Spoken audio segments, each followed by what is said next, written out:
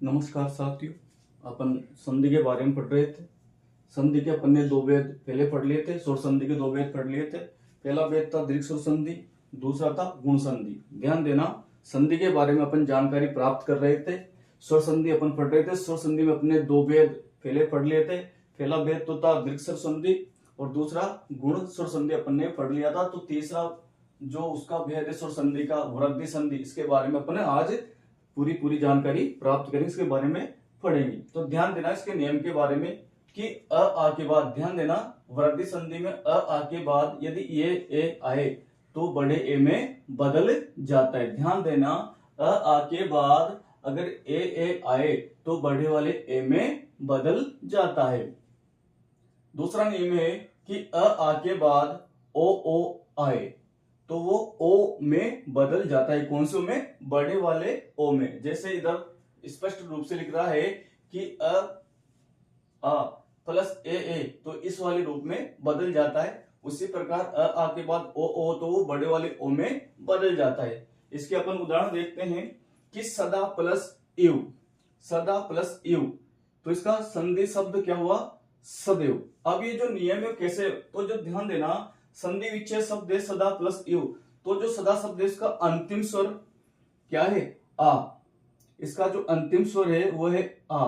ध्यान देना, इसका जो अंतिम स्वर है वो आ, प्लस जो दूसरा शब्द है उसका जो प्रथम शब्द है वो है ए। क्या हो जाएगा? ये वाला रूप आपको मिल जाएगा। ठीक है। अगला है एक, इसका संधि विच्छेद होगा एक प्लस एक। ध्यान देना, एक का शब्द विच्छेद होगा एक प्लस एक।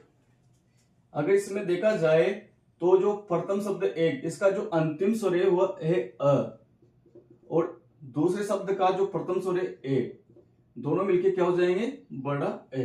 तो ये रूप यहां मिल रहा है।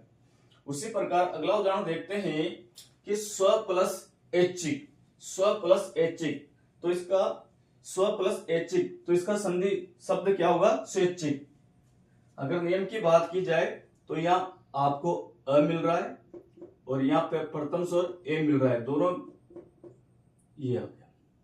अगला है महा प्लस ऐश्वर्य, इसका संधि शब्द होगा महेश्वर्य। अगर इसमें नियम के बारे में बात की जाए तो जो प्रथम शब्द है उसका जो अंतिम स्वर है वह आ है और जो द्वितीय शब्द है उसका प्रथम स्वर ए है, दोनों मिलकर क्या बन जाएंगे? बड़ा ए।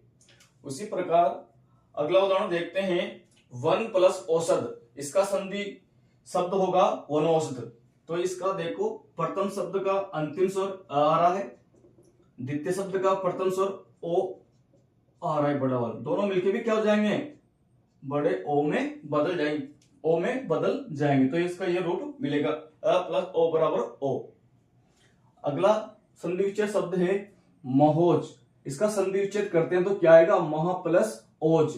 तो इसमें प्रथम शब्द का जो अंतिम स्वर है वो आ रहा है और जो द्वितीय शब्द है उसका जो प्रथम स्वर है वो ओ, तो दोनों मिलकर क्या हो जाएंगे? बड़ा ओ।